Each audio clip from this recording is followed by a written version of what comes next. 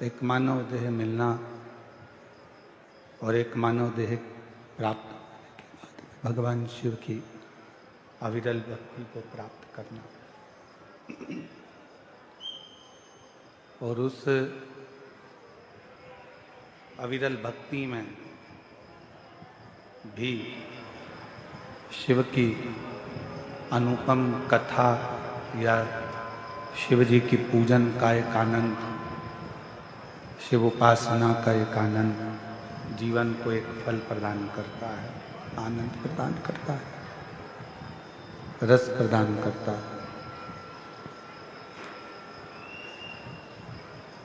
83,99,999 योनियां छूटने के बाद में ये 84 लाखवें नंबर की योनि मानव की मिलती है।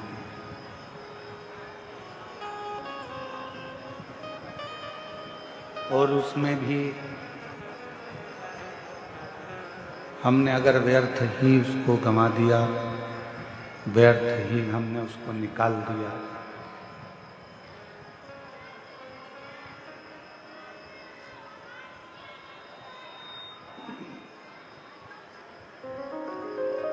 यदि हम व्यर्थ ही इन मानव देह को गंवा दें, प्रेशर खोल दो, सब दूर का प्रेशर नहीं है। यदि हम मानव देह को, मानव शरीर को यूं ही गंवा दें तो हो सकता है कि फिर हमें ये मानव देह मिले कि ना मिले,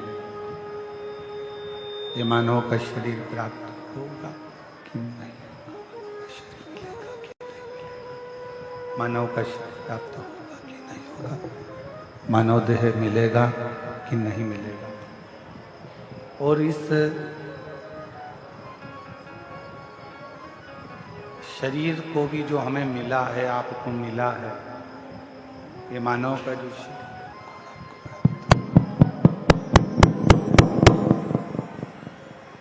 जो ये मानव देह शरीर आपको हमको मिला है, पूर्व का ना जाने कौन सा, आवाज खोलो ना, आवाज, पब्लिक की आवाज नहीं आ रही है।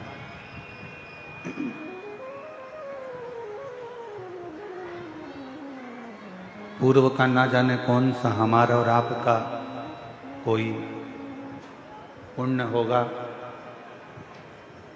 जो ये पुण्य के कारण आप और हम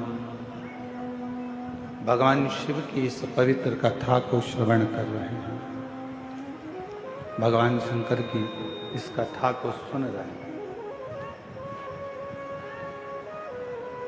एक विचार करना अपने भीतर,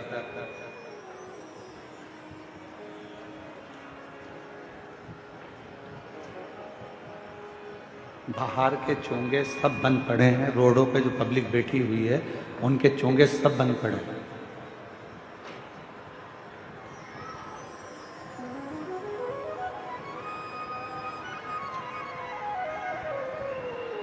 आवाज नहीं जा रही है। शिव कथा कहती है, भगवान शंकर का चरित्र कहता है, शिव महापुराण की कथा कहती है कि अगर मानव देह, मानव का शरीर, मनुष्य की देह अगर मिली है और वो मानव का शरीर प्राप्त हुआ है तो पूर्व का कोई अच्छा कर्म होगा, पूर्व का किया हुआ कोई अच्छा कार्य होगा, जिसके कारणवश आपको हमको ये मानव का शरीर मिला। और कोई पिछले जन्म के अच्छे कर्म मुझे बाबा तेरा प्यार मिला, कोई पिछले जन्म के अच्छे कर्म मुझे बाबा तेरा प्यार मिला। जहाँ सारी दुनिया झुकती है, जहाँ सारी दुनिया झुकती है, मुझे वो आली दरबार मिला, दरबार मिला। कोई पिछले जन्म के अच्छे कर्म, मुझे बाबा तेरा प्यार मिला। कोई पिछले जन्म के अच्छे कर्म, मुझे बाबा तेरा प्यार मिला। जहाँ सारी दुनिया झुकती है, जहाँ सारी दुनिया झुकती है, मुझे वो आली दरबार मिला, दरबार मिला। कोई पिछले जन्म के अच्छे कर्म, मुझे बाबा तेरा प्यार मिला। कोई पिछले जन्म के अच्छे कर्म, मुझे बाबा तेरा प्यार मिला। कोई पिछले जन्म के अच्छे कर्म, मुझे बाबा तेरा प्यार मिला। कोई पिछले जन्म के अच्छे कर्म, मुझे बाबा तेरा प्यार मिला। कोई पिछले जन्म के अच्छे कर्म, मुझे बाबा तेरा प्यार मिला। कोई पूर्व का अच्छा कर्म होगा, जिन कर्म के कारण आपको और हमको मनुष्य की देह मिली, मानव का शरीर मिला। और ये मानव का शरीर ना जाने कैसे पूर्व के कोई सुख से, पूर्व के कोई भजन से, पूर्व के कोई स्मरण से आपको हमको मिल गया। अब उसे व्यर्थ नहीं गंवाना। देखिए, आज कथा का कौन सा दिन है? जम के बोलो, चतुर्थी। क्या कहते हैं आज के दिन को? शिवरात्रि। और हमने पहले भी कहा कि आज के दिन की कथा और कल के दिन की कथा थोड़ी सावधानी से सुनो। लोग चिल्लाएंगे, आवाज लगाएंगे, कोई कुछ बोलेगा, कोई कुछ बोलेगा, कोई इधर से कोई उधर से, पर आप अपना पूर्ण ध्यान शिव जी की ओर अग्रसर। हर हर बोल बम का नारा है, बोल बम का नारा है। मिला मानव का देह, मिला मनुष्य का शरीर। अब इस शरीर में सबसे ज्यादा जरूरी है मानव देह में एक विश्वास का होना।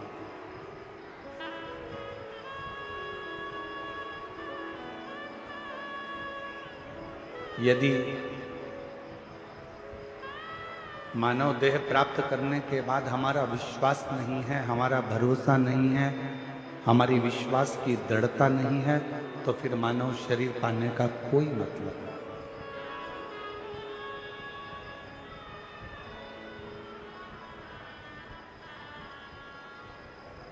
शिव महापुराण की कथा में आप और हमने श्रवण किया पूर्व में।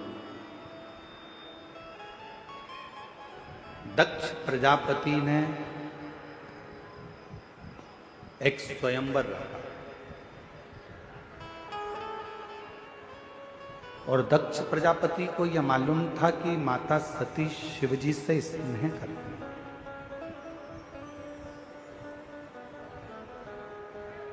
माता सती भगवान शंकर से प्रेम रखती है।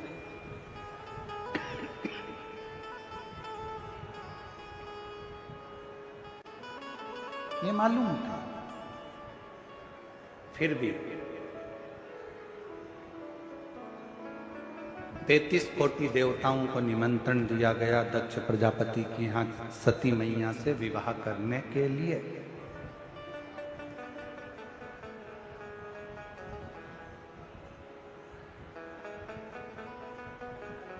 हर जगह पर पत्र भेजा गया कि सती का स्वयंवर है। मां सती का विवाह है, स्वयंवर है। जब हर जगह पर निमंत्रण भेजा गया तो फिर एक निमंत्रण शिव जी के यहां भी भेजना था।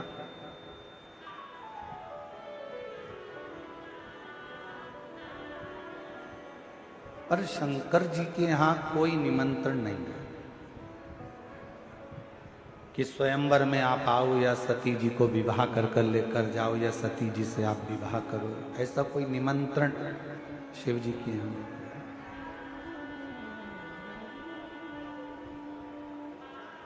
सभा लगी,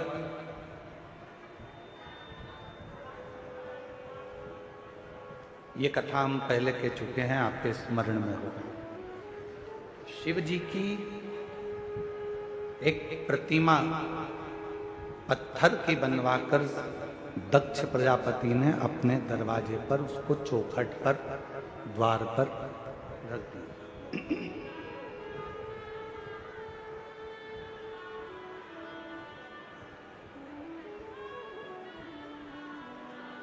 अब जो भी मंदिर में आ रहा है, जो भी दक्ष प्रजापति के यहाँ पर आ रहे हैं, जो भी दक्ष प्रजापति के यहाँ पहुंच रहे हैं, वो सब शिव जी की उस पत्थर की मूर्ति को देख रहे हैं।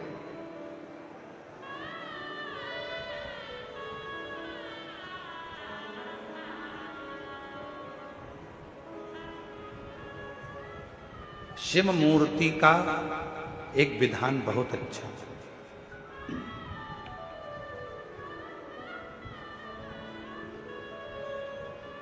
कई लोग शंकर भगवान की मूर्ति का निर्माण कर देते हैं, कई लोग शंकर भगवान की मूर्ति बनवा देते हैं कि शंकर भगवान की मूर्ति बनवाई है हमने, इतनी बड़ी बनवाई है हमने, इतना करा है हमने, ऐसा करा है हमने, वैसा करा है। मना नहीं, खूब बनवा,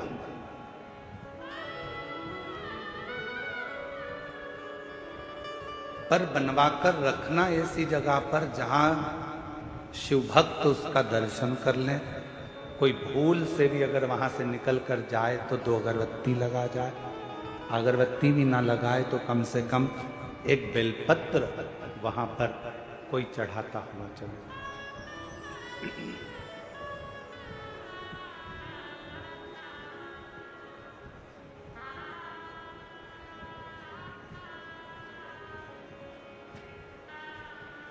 थोड़ी ना थोड़ी आराधना साधना वहां हो सके,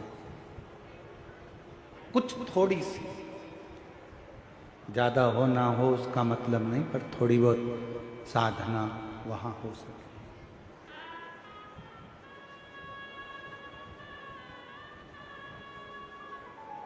दक्ष प्रजापति ने अपने घर के दरवाजे के बाहर एक शंकर जी की मूर्ति बनवाई, स्वयंवर चालू हुआ, सती माता माला लेकर आई और उन्होंने वो माला किसी को भी नहीं पहनाई।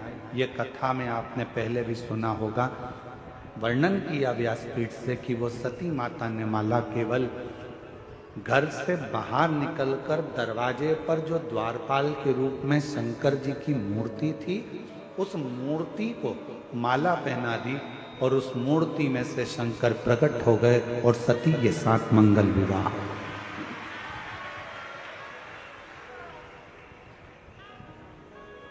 एक पाषाण की मूर्ति में से शिव प्रकट होकर अपनी भक्ति करने वाले को, अपने पर विश्वास करने वाले को भगवान शंकर स्वीकार कर ले। भरोसा करना, भरोसा करा तो शिव ने उसको स्वीकार किया। अब यहां तक तो कथा आपने और हमने सुनी, पर इसके बाद विवाह होने के बाद जब माता सती ब्याह कर शिव जी के साथ जाने लगी,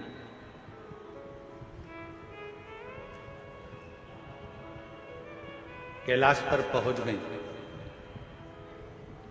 दक्ष प्रजापति के घर में कोई संपदा की कमी नहीं थी, उनके यहाँ कोई वैभव की कमी नहीं थी, कोई दौलत की कमी नहीं थी, कोई धन की कमी नहीं थी।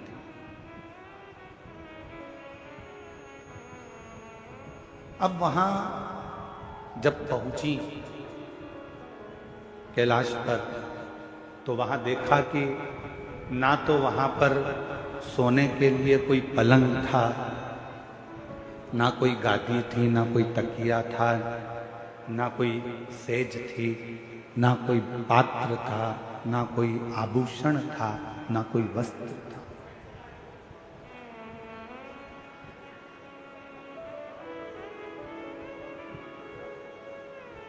धर्मपत्नी का एक सबसे बड़ा लक्षण यही है। धर्मपत्नी का सबसे बड़ा अगर क्रम है, धर्मपत्नी का सबसे बड़ा लक्षण है, तो सबसे बड़ा लक्षण धर्मपत्नी का एक ये भी है कि पति के घर में अगर कुछ भी नहीं है तो भी उसके मन में ग्लानि ना आए। विवाह माता पिता ने करा है, विवाह हुआ है, जिसके साथ मैं विवाह कर कर जा रही हूँ, जिसके साथ मैं शादी कर कर जा रही हूँ, अगर मेरे देवाधिदेव महादेव मेरे साथ में है तो पत्नी को ये विश्वास होना चाहिए कि मैं इस घर में सब कुछ लाकर भर सकती हूँ, इस घर में संपदावान बना सकती हूँ।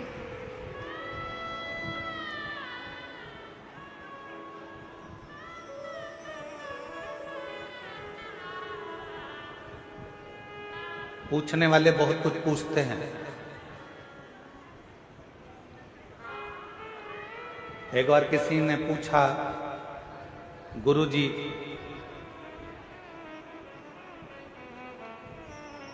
पत्नी को सीधे हाथ पर बैठना चाहिए कि उल्टे हाथ पर बैठना चाहिए?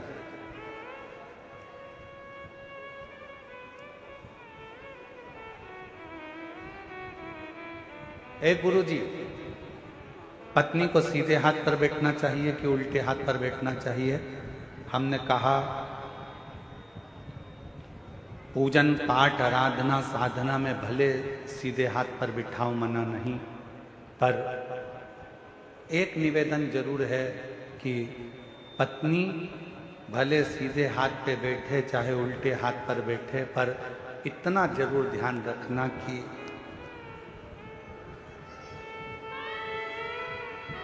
समझ गए वो कहाँ बैठ रही हैं। आपके राइट हैंड में बैठकर भगवान की भक्ति कर रही हैं, आपके लेफ्ट हैंड में बैठकर भगवान की आराधना कर रही हैं, मना नहीं।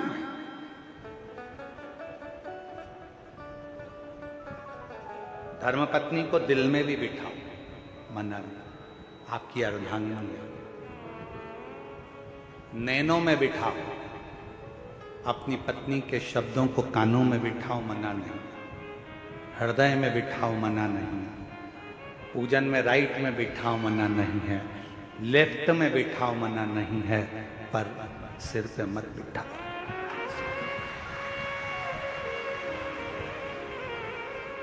क्यों? सिर पर किसको बिठाना? पत्नी को दिल में और माता पिता की आज्ञा को सिर पर बिठाना चाहिए। पत्नी को कहाँ बिठाना चाहिए? दिल में। और माता पिता की जो आज्ञा है, माता पिता की जो आज्ञा है, उसको सिर धारे करिए, सिरोधार।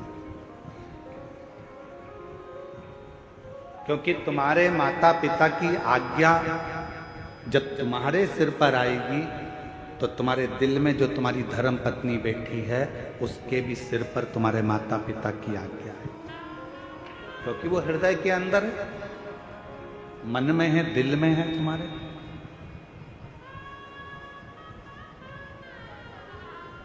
पत्नी सिर के ऊपर नहीं, पत्नी हृदय में बैठी, और माता पिता की आज्ञा, माता पिता के शब्द, माता पिता की आज्ञा सिर पर, सिरोधार।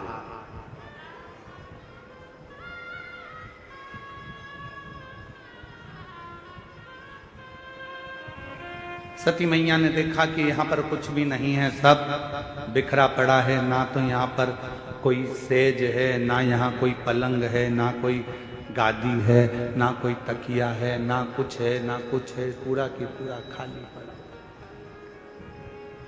पूरा खाली। शिवजी ने पूछा सती जी से, आप अपने पिता दक्ष प्रजापति का घर छोड़कर मेरे पास में आई हो, मेरे साथ में हो। आप अपने पिता का घर छोड़कर मेरे पास में आई हो, मेरे घर में आई हो। यहां पर मेरे पास में कुछ वैभव नहीं है, धन नहीं है, दौलत नहीं है, संपदा नहीं है, सत्ता नहीं है। यहां मेरे पास में तुमको देने के लिए कुछ नहीं।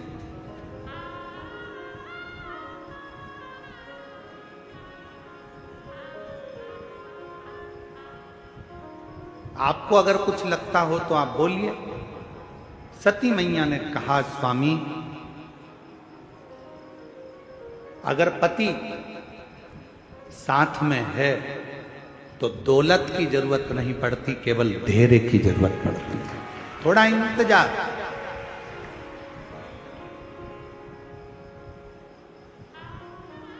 और यदि हमारे भीतर थोड़ा सा भी धैर्य है, आज के जमाने में धैर्य की बहुत बड़ी कमी हो गई। लोग कहते हैं कि मैंने तुम्हारे यहाँ काम करा तो मुझे उसके बदले में ये मिलना चाहिए। मैंने अगर एक लोटा जल चढ़ाया है तो उसके बदले में मुझे ये मिलना चाहिए। मैंने पशुपति व्रत करा है तो उसके बदले में मुझे ये मिलना चाहिए। मैंने ये काम करा है तो उसके बदले में मुझे ये प्राप्त होना चाहिए। शिव महापुराण की कथा कहती है, शंकर के मंदिर में जाना मेरा काम है और मेरी बिगड़ी बनाना शिव का काम है। कब बनाएगा, कैसे बनाएगा, कहां बनाएगा, कैसे बनाएगा, ये उसके ऊपर निर्भर।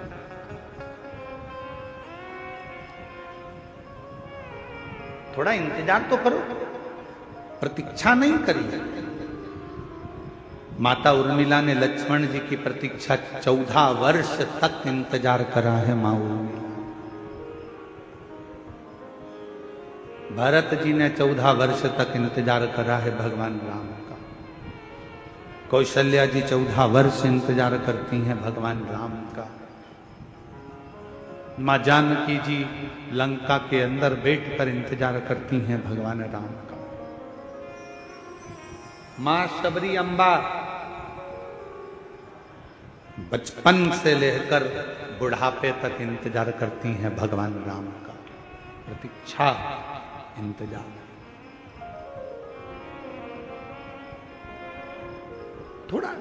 थोड़ा इंतजार जरूर है, थोड़ी प्रतीक्षा जरूर है।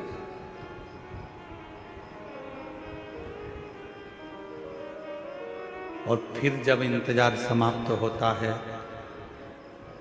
सामने हमारा परमात्मा खड़ा होता है। देव अधिदेव महादेव भगवान शिव खड़े होते हैं।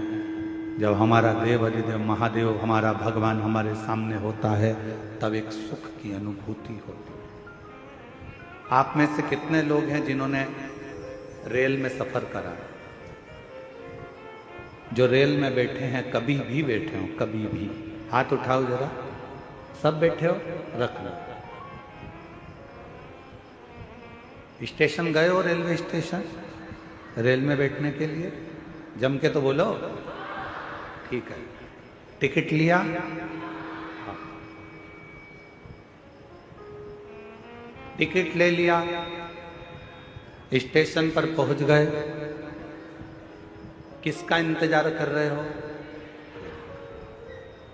जब तक रेल नहीं आती, जब तक ट्रेन नहीं आती, तब तक बेचैनी लगी रहती है।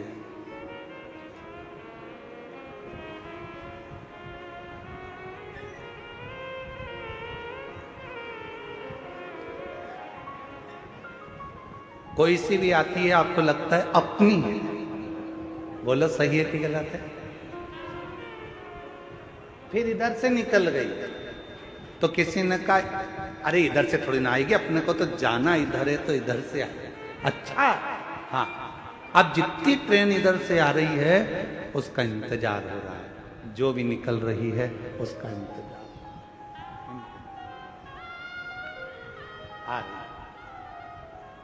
आ रही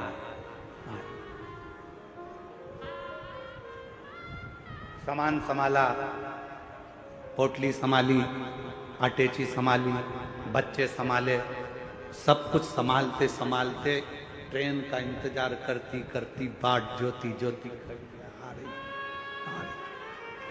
इधर बच्चों को जल्दी आ गई। कितना टेंशन, टिकट लेके रखा है पर ट्रेन में जब तक बैठ नहीं गई तक टेंशन टेंशन टेंशन। जल्दी आओ, जल्दी चढ़ो चढ़ो, ऊपर चढ़ो, लो सामान लो, अटैची लो, सामान लो। चढ़ गए? हाँ, पानी की बोतल कर गई, फिर पानी की बोतल ली, जल्दी से पति से कहा चलो चलो चलो। और जो जाके सीट पर बैठी, बस बैठने के बाद बैग इधर, सामान उधर, बच्चे उधर, तब इतनी रिलैक्स, इतनी शांति कि ऐसा लग रहा है कि दुनिया का सारा खजाना मिल गया। एकदम शांति से बैठ गई, ट्रेन चल दी। अब इसको टेंशन नहीं है, अब इसको चिंता नहीं है, अब इसको बिल्कुल भी चिंता नहीं है। अब तो जब उतरेगी, सामने स्टेशन आएगा, उतर जाएगा, अब चिंता नहीं है। चिंता कब थी? जब तक ट्रेन नहीं मिली थी। कब थी? जब तक ट्रेन में बैठी नहीं थी, तब तक चिंता थी। ट्रेन आ गई, बैठ गई, चिंता समाप्त हो गई। बस यही शिव पुराण कहती है।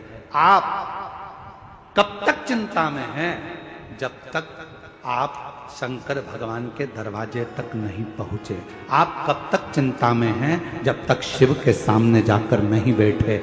जो शंकर के द्वार पर पहुंच गया, महाकाल राजा के चरणों में पहुंच गया, जो मेरे विश्वनाथ के चरणों में पहुंच गया, जिसने भगवान शंकर की अविरल भक्ति को धारण कर लिया, बस शिव तत्व को जिसने अपने भीतर उतार लिया, फिर चिंता करने की जरूरत नहीं है। अब सौंप दिया इस जीवन का सब भार तुम्हारे।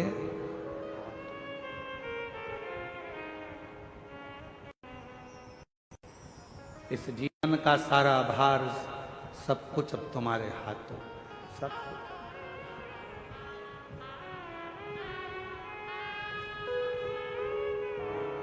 अब कोई चिंता, कोई विषय, कुछ नहीं, कोई टेंशन।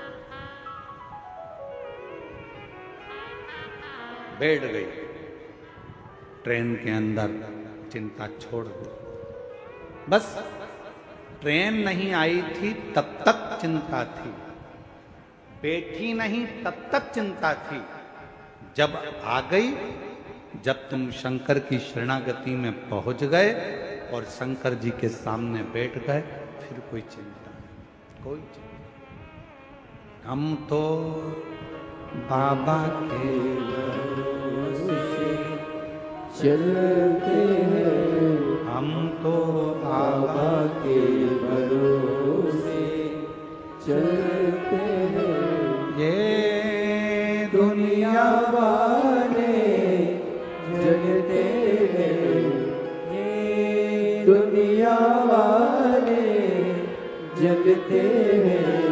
हम तो बाबा के भरोसे चलते हैं, हम तो बाबा के भरोसे चलते हैं। ये दुनिया वाले जलते हैं, ये दुनिया वाले जलते हैं।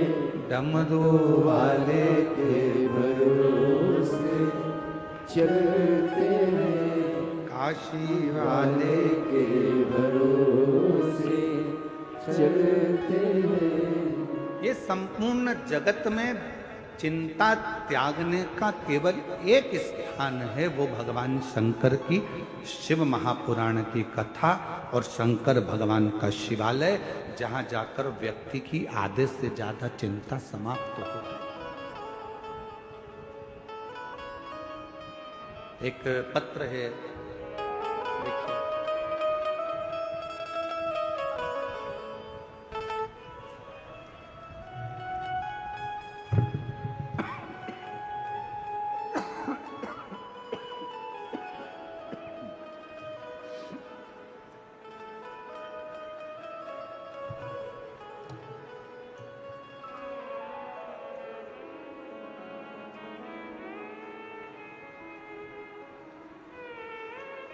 ऋषभ देशमुख,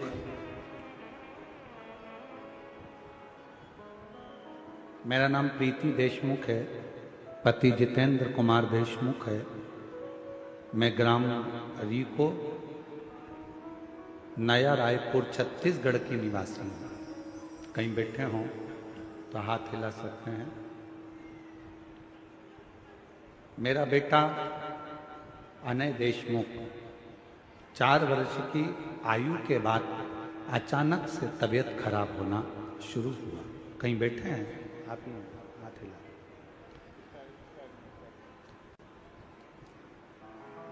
चार वर्ष की आयु के बाद में इसकी तबीयत खराब होना प्रारंभ हुई और अचानक तबीयत खराब होना शुरू हो गया। बच्चे को डॉक्टर को दिखाया तो डॉक्टर ने बच्चे को बहुत सारी न्यूरो बीमारी का लक्षण बताया और बोला कि छत्तीसगढ़ में इसका इलाज संभव नहीं है। बच्चे को हैदराबाद के बड़े हॉस्पिटल में रिफर कर दिया। एडमिट होते के दूसरे दिन बच्चे का चलना फिरना, उठना बैठना, बोलना बात करना, आवाज आना बंद हो गया। यहाँ तक बच्चे को दोनों आंखों से दिखना भी बंद हो गया। पूरी तरह से आंखें चली गई, दिखना बंद हो गया। बीमारी और बढ़ती गई। बीमारी की खोज करने के लिए बच्चे के सिर में एक बार ब्रेन बायोप्सी कराई गई, 4 बार कमर में बोन बायोप्सी की गई। विदेश में भी बड़े बड़े डॉक्टरों से बीमारी का पता लगाने का बोला पर नहीं लगा पाया। डॉक्टरों ने, विदेश के डॉक्टरों ने भी हाथ खड़े कर दिए और बोल दिया ये बच्चा जिंदगी भर न देख पाएगा, न खड़ा हो पाएगा, न बोल पाएगा, न सुन पाएगा। धीरे धीरे उसकी अवस्था ऐसी ही रहेगी। तब चारों तरफ काली ही काल नजर आ रहा था, कुछ समझ में नहीं आया। उस समय पर किसी के कहने पर भगवान शंकर पर विश्वास किया और भोले बाबा पर अपना विश्वास रख लिया। बाबा के भरोसे हो गए। बाबा की कृपा से शिव जी के मंदिर में झाड़ू पोछा, जल चढ़ाना, बेलपत्र लाना, बच्चे को देना प्रारंभ करा। आज बाबा की कृपा से इतना तो बाबा ने कृपा कर दी कि उसके हाथ पैर भी चले और उसकी आंखों से दिखना भी प्रारंभ हो गया। बच्चा आया है। शंभो श्री शिवाय नमस्तुभ्यम।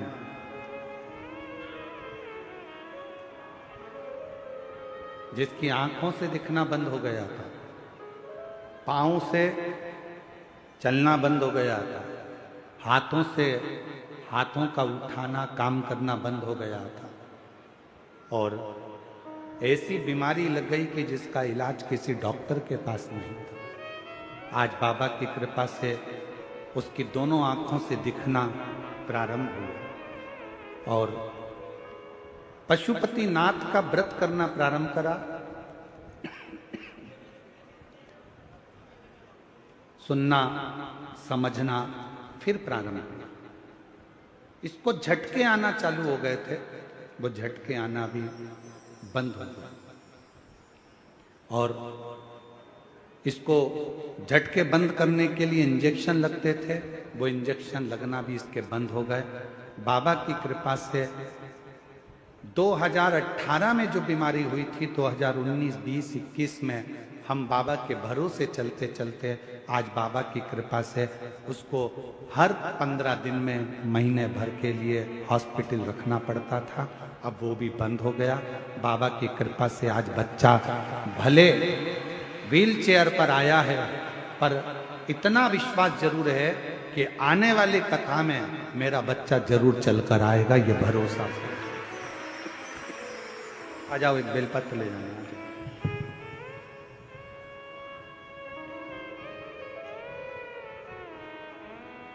उसको भले रहने दो, ना लाते बने तो रहने दो। ले आओ, ले आओ।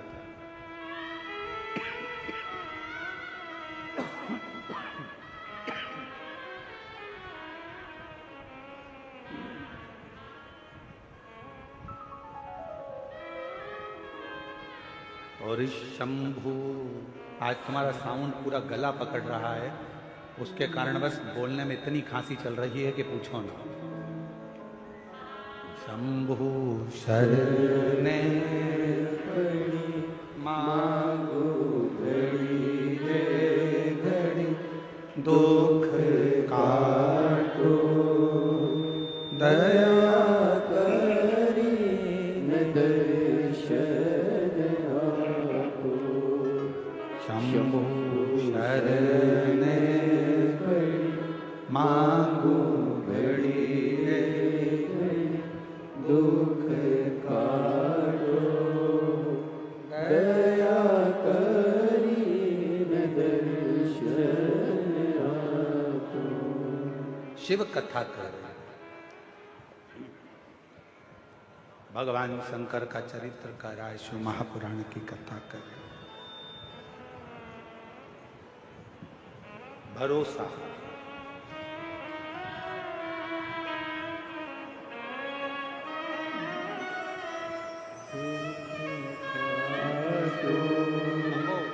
दया करी न दर्शन आपो शंभु शरण पड़ी मांगो घड़ी रे घड़ी दुख काटो दया करी न दर्शन आपो शंभु शरण पड़ी मांगो घड़ी रे घड़ी दुख काटो दया करी न दर्शन आपो।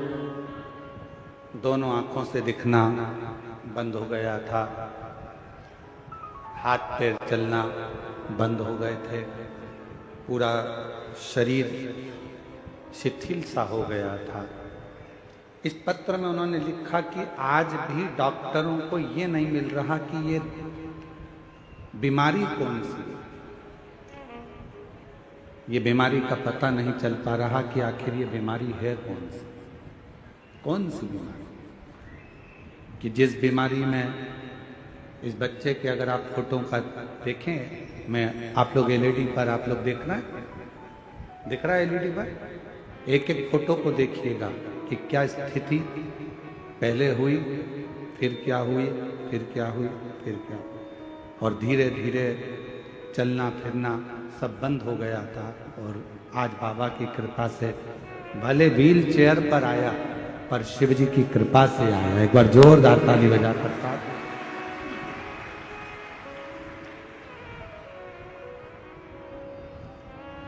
क्या पार्वती मैया के मन में एक भाव आया, मां सती के हृदय चित्त में ये विचार आया, सती जी से कहा क्या,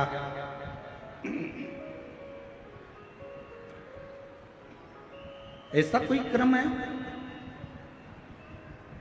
यदि धर्म पत्नी अगर विचार कर ले, धर्म पत्नी अगर विचार करे तो कितना भी वीरान घर क्यों ना हो, कितना भी वीरान घर क्यों ना पड़ा हो, कितना भी बेकार कुछ क्यों ना हो, अगर धर्म पत्नी अगर विचार करे और पति का यदि उसको अच्छा संग मिले तो निश्चित है कि वो एक वीरान को भी स्वर्ग बना सकती है, एक वीरान को भी श्रेष्ठ बना सकती है। और मैंने तेरे ही भरोसे बाबा, तेरे ही भरोसे हवा विच उड़ती जावांगे बाबा, डोर हथों छड़ी नाम कटी जावांगी। बोले मैं तेरी पतंग शंभू, मैं तेरी हवा विच उड़ती जावांगी बाबा, डोर हथों छड़ी नाम कटी जावांगी। शिव कथा कर, जहां पर भरोसा होता है, विश्वास होता है, वहां शिव का निवास है।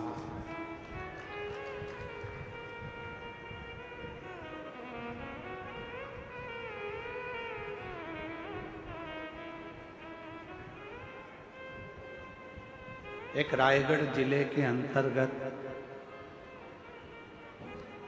छत्तीसगढ़ के ही रायगढ़ जिले के अंतर्गत गहिरा एक गांव है।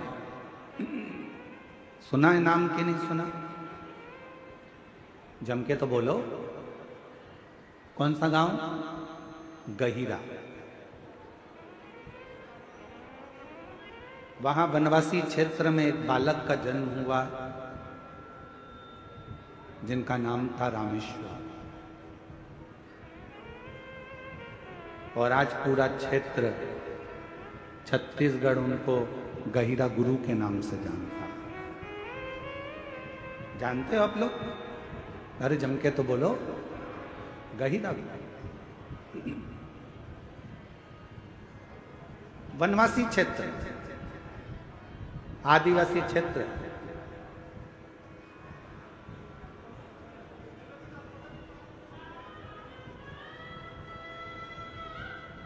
जब गहिरा गुरु का जन्म हुआ, रामेश्वर का, उस बालक का नाम था रामेश्वर। बालक का जन्म हुआ और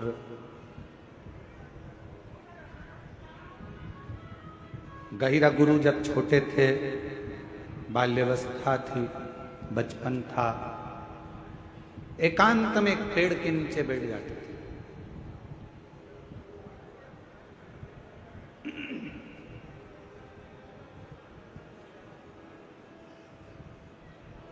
कई बार उनसे पूछा गया कि तुम एकांत में बैठते हो, किसका भजन करते हो, किसको पूजते हो, किसको बुलाते हो, किसका स्मरण करते हो, किसको याद करते हो? पर गहिरा गुरु, वो रामेश्वर बेटा, कुछ नहीं।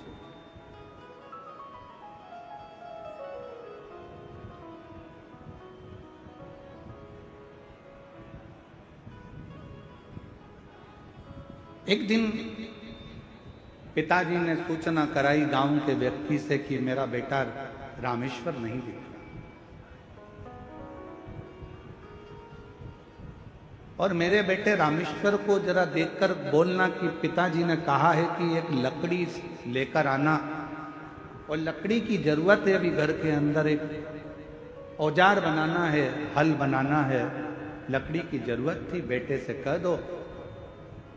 बालक रामेश्वर बैठा। गांव का एक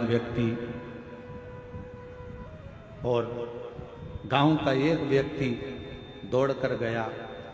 पेड़ की छांव में वो बालक बैठा हुआ, अपनी मस्ती में।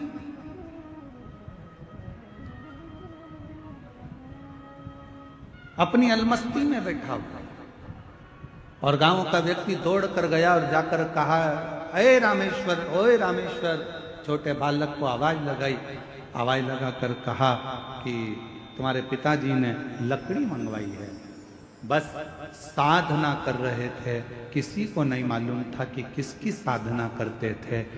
वो तो जब मालूम पड़ा कि उनके मुख से शिव नाम निकलता गया। शिव नाम। एक लकड़ी उठाई, बड़ी विशाल, ले जाकर आंगन में रख दी। अंदर चले गए। पिताजी ने देखा इतनी विशाल लकड़ी। बेटे की उम्र तो छोटी सी है, उम्र भी कम है, हाइट भी कम है, और लकड़ी लाया इतनी बड़ी उठाकर। यही छत्तीसगढ़ की कथा है, यही रायगढ़ जिले की कथा है। और ये बहुत पुरानी कथा नहीं है।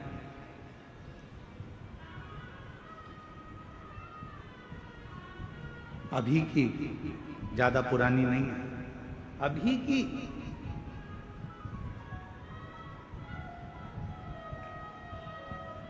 शायद 1905 में उनका जन्म हुआ और 1996 में शायद, ऐसा स्मरण में होगा, हो सकता है आगे पीछे हो, हमारे ध्यान में ना हो, पर 1996 में देह का त्याग, और आगे पीछे भी हो सकता है, हम इतना पक्का नहीं कह सकते।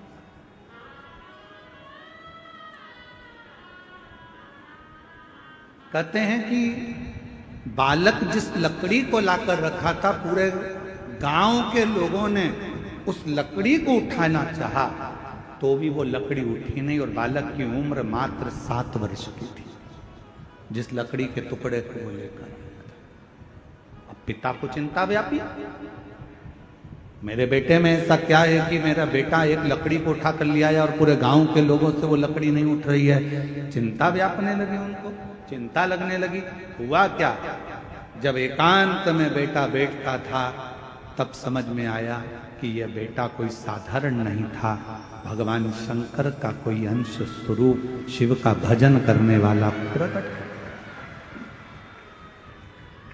आज भी वहां पर गहिरा गुरु के नाम से ही उनको जाना जाए। आज भी आप कभी रायगढ़ के आसपास के कोई लोग बैठे हों और वहाँ गहिरा गांव के अंतर्गत अगर कभी गए हो तो उनको गहिरा गुरु के नाम से जाना, जानते हो आप लोग? आज भी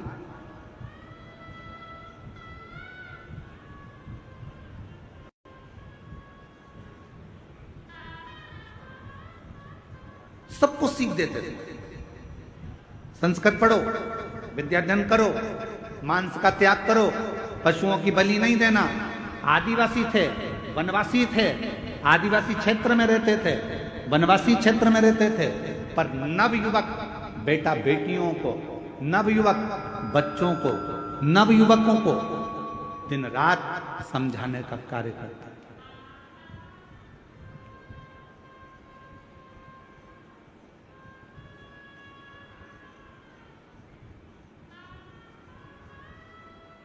प्रत्येक को समझाना, प्रत्येक को उपदेश देना, ये उनका काम। और महाराज, दुनिया के लोग नहीं पहचान पाए गहिरा गुरु को, रामेश्वर गहिरा गुरु को। वो तो उनकी निगाह में था कि बच्चा है, फिर बड़ा हो गया। लोग उनको कह देते थे, ये बताओ इसमें कहाँ विवेक, बताओ क्या करता रहता है। कहीं किसी को समझाएगा, कहीं किसी को समझाएगा, मांसाहार मत करो, ये मत करो, वो मत करो, वो मत करो, सबको समझा रहा है, सबको समझा रहा है, सबको उपदेश दे रहा है।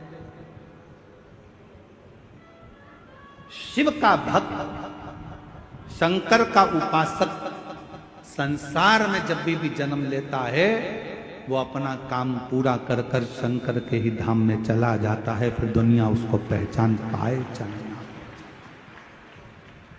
दुनिया उसको पहचाने ना पहचाने, ये उसकी।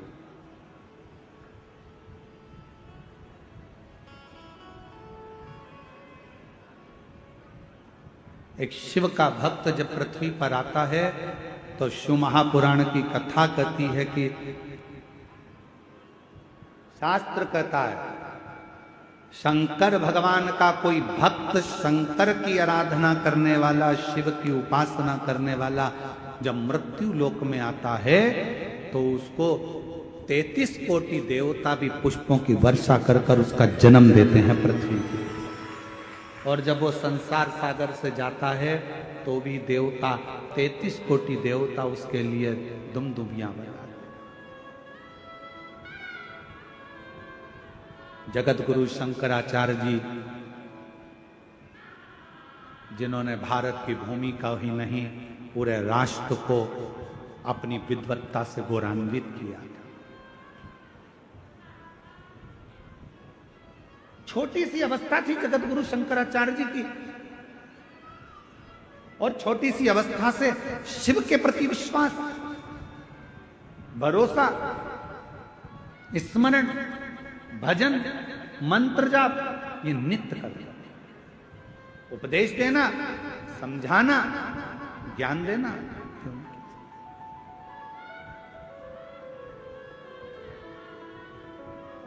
और उन्हीं जगत गुरु शंकराचार्य जी ने जो ये भारत को जगत गुरु के नाम से जो प्रसिद्धि मिली थी, भारत को जो विश्व गुरु के नाम से जो प्रसिद्धि मिली थी, वो भारत देश के ही जगत गुरु शंकराचार्य जी के कारण प्राप्त हो गई थी।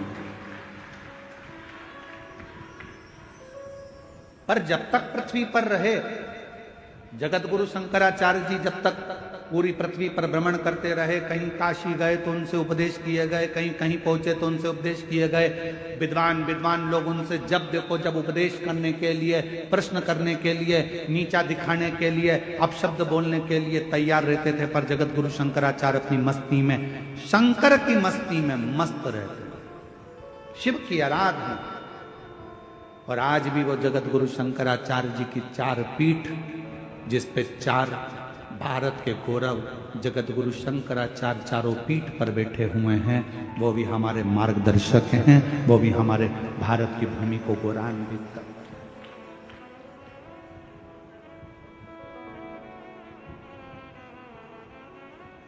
शिव का एक अंश है, शिव का एक रूप है।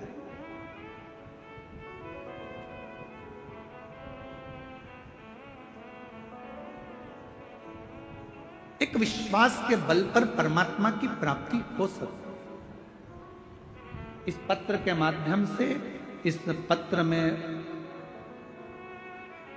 उनकी मां प्रीति देशमुख से एक बार जाकर पूछना कि जिस बेटे का शरीर काम करना बंद कर दिया हो, जिसकी आंखों से दिखना बंद हो गया हो, जिसकी श्रवण शक्ति, बुद्धि, हाथ पैर सब शिथिल होते चले गए हों, तो उस माँ से पूछना कि बेटे की हालत देखते देखते उस माँ की दशा क्या होती हो। और आखिरी में उस माँ से ये भी पूछना कि तूने भरोसा रखा है शंकर पर, किसी और पर नहीं, जो जगत का कल्याण करने वाला है, मृत्यु को जो जीत सकता है, वो महामृत्यु।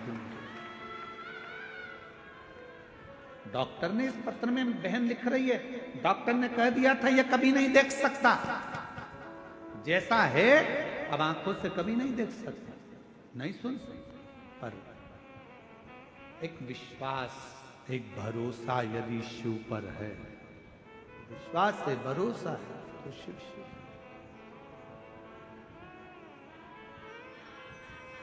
आप किसके भरोसे पर आए हो यहाँ कथा सुनने के लिए? सीहोर वाले महाराज के भरोसे पर मत आना। आपको सीहोर वाले से कोई मतलब होना भी नहीं चाहिए। सीहोर वाले कुबेरेश्वर बाबा से मतलब रखो, पर सीहोर वाले पंडित प्रदीप मिश्रा से मतलब मत। आपका जुड़ाव होना चाहिए शंकर से। जगत गुरु शंकराचार्य जी ने अपने से नहीं जोड़ा लोगों को, जगत गुरु शंकराचार्य जी ने शंकर से जोड़ा दुनिया के। और रायगढ़ के गहिरा गुरु जी ने भी बस एक ही काम करा कि खुद से नहीं जोड़ा। गहिरा गुरु जी ने कहा सत्यमय जीवन जियो, सनातन को पकड़ो और अपने भगवत भजन में शिव की भक्ति को लीन। शिव की एक आराधना गहिरा गुरु जी दिखाते हैं। कहते थे गहिरा गुरु जी जिस व्यक्ति के सामने पहुंचते थे, वो व्यक्ति अपना गलत कर्म करना छोड़ देता था। एक बार मालूम पड़ा गहिरा गुरु जी को अवस्था हो गई युवानी की। किसी ने कहा कि पास के गांव में बहुत लोग उत्पात मचाते हैं, वहां पर सुना है कि कोई भूत रहता है, कोई प्रेत रहता है, कोई पलित रहता है। गहिरा गुरु जी ने कहा भूत भी होता है? हाँ। तो गहिरा गुरु जी ने मन में विचार करा, अगर भूत होता है तो भूतनाथ भी होता है। कई लोग हमारे पास आकर कहते हैं हमारे पड़ोसी को हवा लग गई है। हमने कहा मोबाइल की हवा है कि कंप्यूटर की हवा है? हवा कौन सी लगी? कहा कोई प्रेत हवा लग गई। फिर किसी ने कहा कोई हवा लग गई, प्रेत लग गया, भूत लग गया।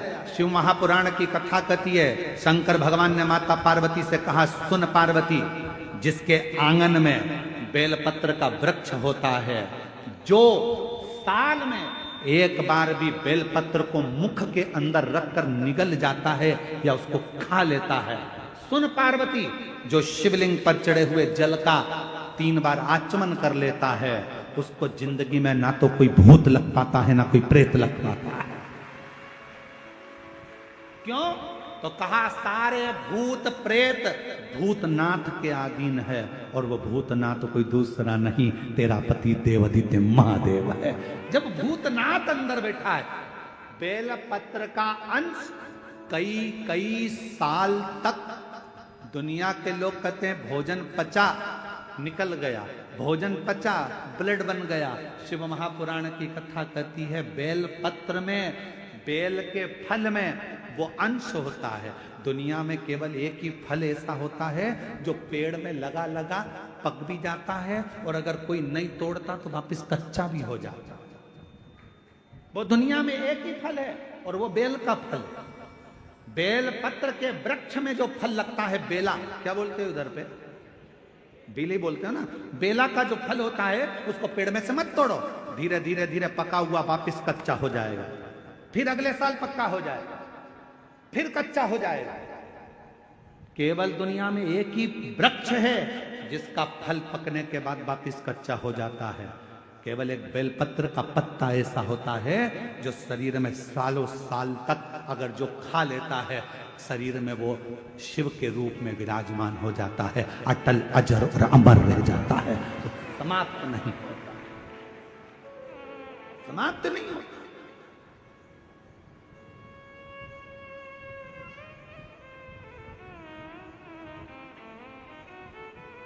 जैसे भस्म की कोई एक्सपायर डेट नहीं होती, होती है क्या? अर्जुन के तो बोलो, तुम्हारे घर में लकड़ी जलाई, तुमने भस्म तैयार करी, चूल्हा जलाया, कंडा जलाया, गोबरी जलाई, और तुमने जो राख तैयार करी, कोई तुमसे पूछे राख कब एक्सपायर होगी? राख की, भभूति की, भस्म की कोई एक्सपायर डेट नहीं होती।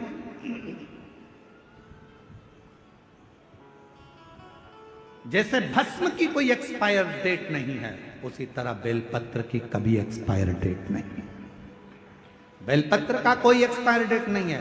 एक बेलपत्र को यदि आप 12 ज्योतिर्लिंग की यात्रा करने जा रहे हो, बेलपत्र को आप अपनी कॉपी में रखकर ले जा रहे हो, और बेलपत्र को तुमने खोला, अब भगवान महाकाल बाबा क्या पहुंच गए, काल अधिपति महाकालेश्वर बाबा को मेरी बेलपत्र समर्पित हो, चढ़ाई, वापिस उठा ली, चल दो, अगले ज्योतिर्लिंग फिर निकाली, मैं त्र्यंबकेश्वर बाबा को बेलपत्र समर्पित करता हूँ, वापिस रख ली, फिर चल दिए। 12 ज्योतिर्लिंग में एक बेलपत्र भी घर से लेकर गए हो, और वो बेलपत्र अगर आपने 12 ज्योतिर्लिंग को भी समर्पित करी है, तो मेरे शंकर ने ये नहीं कहा कि ये पुरानी है, क्योंकि अखंड अजर और अमर है। ये मेरी की अखंडता है। वो बेलपत्र कोई साधारण नहीं। जैसे सिर पर लगा हुआ त्रिपुंड का भस्म कभी एक्सपायर नहीं होता, उसी तरह शिव की बेलपत्र कभी एक्सपायर नहीं एक्सपायर।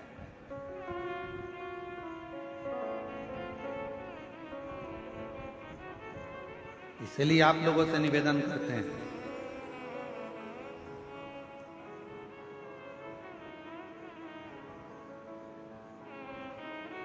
दवाई एक्सपायर हो उसके पहले उसको खा लेना चाहिए, और तुम एक्सपायर हो उससे पहले श्री शिवाय नमस्तुभ्यम गा लेना चाहिए। मरने के पहले भगवान का नाम गा लो। मृत्यु के पर्यंत परिवार वाले बैठकर कहेंगे शांति के लिए 2 मिनट का मौन धारण करो। सारे ऑफिसर होन भी लाइन से खड़े होंगे, 2 मिनट का मौन धारण करो। क्या होगा 2 मिनट का मौन धारण करने से? क्या आत्मा को शांति मिल जाएगी? नहीं। 2 मिनट का मौन धारण करने से आपको शांति मिल रही है, आत्मा को नहीं। शांति कब मिलती है? जब जीते जी 2 मिनट का मौन रखकर श्री शिवाय नमस्तुभ्यम कह लेता, पंचाक्षर मंत्र जप लेता, षडाक्षर मंत्र जप लेता, तो शांति मिलती। उस समय पर वो शांति का अनुभव नहीं कर पाएगा।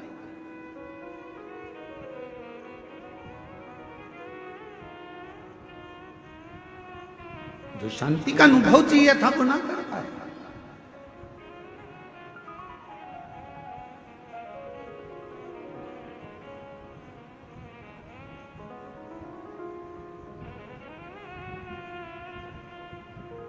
कभी प्रयास करना, बहुत ज्यादा टेंशन हो, डिप्रेशन में हो, ऐसा लग रहा है कि मेरा तो सिर फटे जा रहा है चिंता के कारण, शिव मंदिर में जाना, शंकर जी को एक लोटा जल चढ़ाकर जो जल बहकर निकले उस जल में 3 उंगलियां भिंगाना और अपने मस्तक पर एकदम स्थिर होकर वो 3 उंगलियां अपने मस्तक पर तेजी से लगा लेना, दबा लेना और मंत्र का स्मरण भीतर के भीतर ओम नाद करिएगा।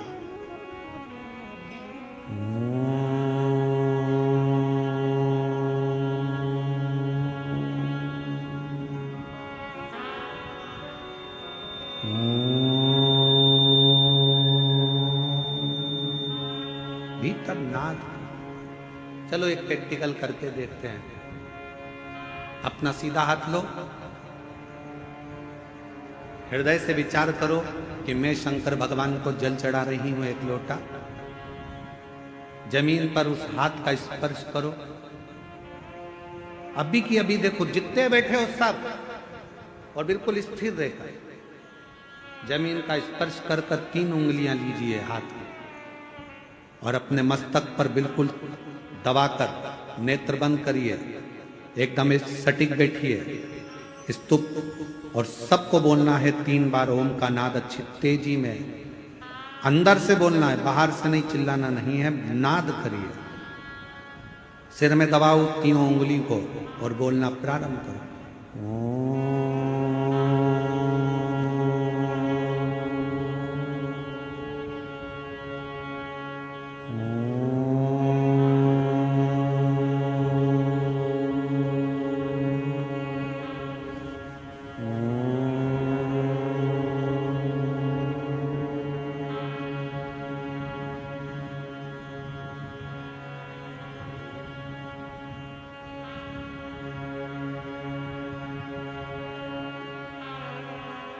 अब अपने हाथ को हटाओ और आंखों को धीरे धीरे खोलो।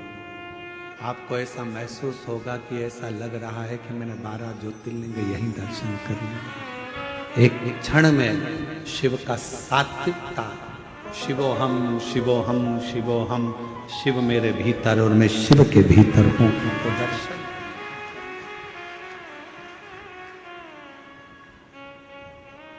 भीतर शिव है, बाहर शिव है। सृष्टि में हर जगह जहां डिप्रेशन आए, शिव को 1 लोटा जल चढ़ाया, जल लिया और लगा लिया अपने सिर पर, 3 उंगलियां लगाकर बैठ गए।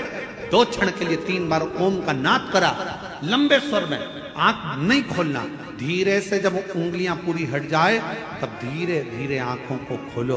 आपको ऐसा महसूस होगा, शिवोहम शिवोहम शिवोहम शिवोहम, शंकर मेरे भीतर है, मैं शिव के भीतर हूँ। संसार में शिव, शिव में संसार है, और मेरे सारे तकलीफ, सारा दुख, सारा कष्ट मेरे शंकर का है। अब मैं जानती हूँ कि मेरा कष्ट शिव मिटा,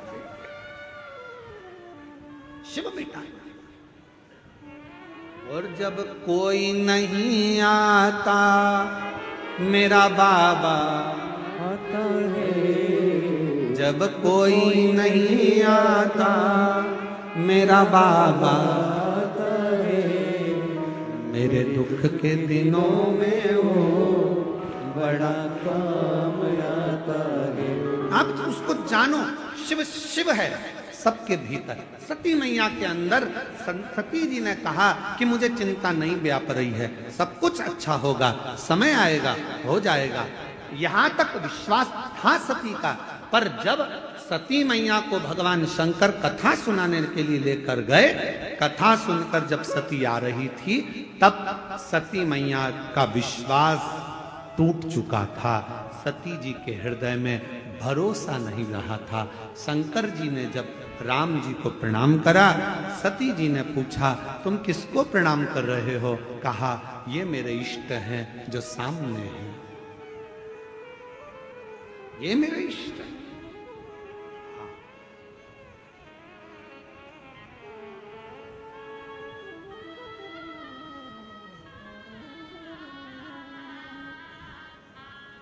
ये जो सामने है ये मेरे इष्ट हैं। सती जी ने कहा तुम्हारे इष्ट राम जी हैं। हाँ, अगर राम जी इष्ट हैं तो फिर रो क्यों रहे हैं? अब सती माता को कौन समझाए? संसार सागर में अगर जन्म लिया है, परमात्मा भी अगर पृथ्वी पर जन्म लेकर आता है तो उनको रोना ही पड़ता है। माता कौशल्या जी ने राम जी को जब देखा, देखकर माता कौशल्या जी ने कह दिया था, माता पुनि बोली सोमति डोली तजहु तात यह रूपा की जैसे सुलीला अति प्रिय शीला यह सुख परम अनुपा सुनी वचन सुजाना और रोदन ठाना होई बालक सुर भूपा। राम जी कहते हैं माँ मैं जन्म ले चुका हूं। कौशल्या जी कहती है हमारे यहाँ इतना बड़ा बच्चा जन्म नहीं लेता, छोटे हो जाओ। राम जी को छोटा कर दिया कौशल्या जी ने। अब कौशल्या जी कर रही हैं तो रो। राम जी कहते हैं मैं दुनिया को रुलाता हूं माँ और तुम मुझे रुला रही हो। कौशल्या जी ने कहा तुम दुनिया को रुलाते होगे वो बात दूसरी है, पर पृथ्वी पर अगर तुमने जन्म लिया है तो भले परमात्मा हो गए पर रोना तो पड़ेगा, इसलिए रो। पूछा राम जी ने मैया कौशल्या जी से, माँ इस पृथ्वी पर जन्म लेकर मुझे रोना पड़ेगा? हाँ, कब रोना पड़ेगा, कब तक रोना पड़ेगा? कौशल्या जी ने कहा जब तक संसार में हो, पृथ्वी पर हो, तब तक तो रोना पड़ेगा। राम जी तब माता की गोद में रोए हैं, किलकारी कर कर रोए हैं। सुनी वचन सुजाना रोदन ठाना होई बालक सुर भूपा यह चरित जो हरि पद पावहि तेना परई भय प्रगट कृपा दीन दयाला कौशल्या हितकारी हर्षित में तारी मुनि मनहारी अद्भुत रूप निहारी। अब रोए। राम जी कहते कब तक रोना पड़ेगा? कौशल्या जी कहती है जब तक पृथ्वी पर हो। याद रखना भगवान भी अगर पृथ्वी पर आते हैं तो उनको भी रोना पड़ता है। तो आप और हम संसार में जन्म लेकर अगर रोते हैं तो दुखी मत होना। गाली कोई दे तकलीफ मत, दुखी मत होना। राम जी महाराज को भी कितना कितना झेलना पड़ा। धर्म पत्नी की अग्नि परीक्षा हुई, परीक्षा होने के बाद भी उनका त्याग करना पड़ा। बच्चे थे दो, स्नेह नहीं कर पाए। जरा विचार करिएगा। आप लोग कहते हो मेरे पड़ोसी ने ये कह दिया, उसने मुझे गाली दे दी, उसने ताना दे दिया, उसने अपशब्द कह दिया, रोने बैठ गए और आंख में आंसू आ गए। क्या रोना, क्या किस तो रोइए, चादर तान के सोइए। आग लगे बस्ती में अपन रहो मस्ती में। भगवान की कथा कह रही है, रोना पड़ता है। संसार में आए हो तो आंख में आंसू होगा, पर धन्यवाद दो। जहां जहां पर शिव महापुराण की कथा होती है, जो जो यजमान कथा करवाते हैं, जिस जिस गांव में कथा होती है, वहां के यजमानों को धन्यवाद देते रहना चाहिए कि आपने कम से कम हमें 7 दिन मुस्कुराने का मौका दिया है, 5 दिन कथा में बैठने का मौका दिया। अपना घर छोड़कर हम कथा के पंडाल में बैठे हैं। हमको ऐसा लगता है हमारे शंकर के पास, हमारे पिता के पास बैठे। शिव तत्व है।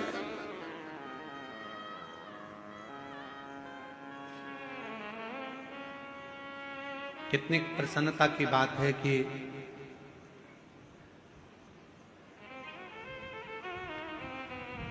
10 तारीख को गुरु पूर्णिमा होकर 11 तारीख से सावन लग जाए और श्रावण महीने में अब की बार, पिछले साल तो पूरा सावन 1 महीना छत्तीसगढ़ को मिला था, पर अब की बार सावन में 2 कथा छत्तीसगढ़ को मिली है। एक कथा 12 जुलाई से 18 जुलाई तक श्रावण के महीने में कोरबा छत्तीसगढ़ में होगी और दूसरी कथा 30 जुलाई से 5 अगस्त तक जयंती स्टेडियम भिलाई छत्तीसगढ़ में होगी, जहां पर बोल बम सेवा एवं कल्याण समिति इस कथा को कराए। दयाल सिंह जी आए हैं क्या? एक बार इनके लिए जोरदार ताली बजाओ। साधुता है आपको, साधु, बहुत बहुत साधु। दूसरी कथा सावन महीने में दयाल सिंह जी आपको साधुता देता हूँ, बहुत बहुत बधाई आपको। जो छत्तीसगढ़ में सावन के महीने में 2 कथा मिल रही है, एक कोरबा खेर भावना कन्वेरी मानस मंगला मंदिर से कनकी धाम नहर मार्ग की ओर कोरबा छत्तीसगढ़ में 12 जुलाई से 18 जुलाई और 30 जुलाई से 5 अगस्त तक 7 दिन सावन के महीने में जयंती स्टेडियम भिलाई छत्तीसगढ़ बोल बम सेवा समिति एवं कल्याण समिति। साधुता शिव कथा। तुम तो अभी से चोटी वोटी करने लगी। शिव शिव है, ओगड़दानी ओगड़दानी। आप उसके आश्रित, जब भरोसा विश्वास दृढ़ हो और जब विश्वास की दृढ़ता पूर्ण हो, तब शिव को मिलने में देरी नहीं। शंकर ने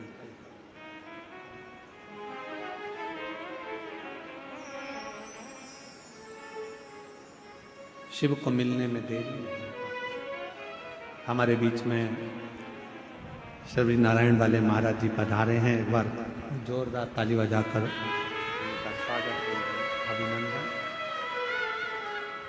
इधर से, इधर है रास्ता, इधर से। महाराज जी का बड़ा प्रेम है।